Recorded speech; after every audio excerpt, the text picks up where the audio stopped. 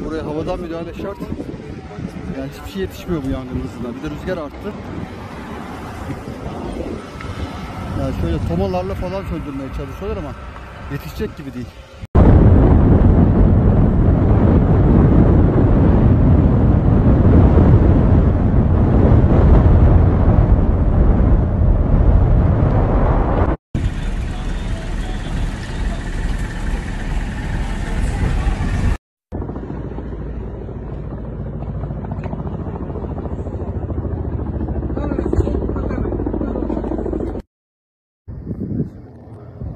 Burası Çökertme koyu. Bütün koy yanıyor. Duman kaplamış durumda. Ve ne yazık ki hiçbir müdahale, özellikle havadan hiçbir müdahale yok.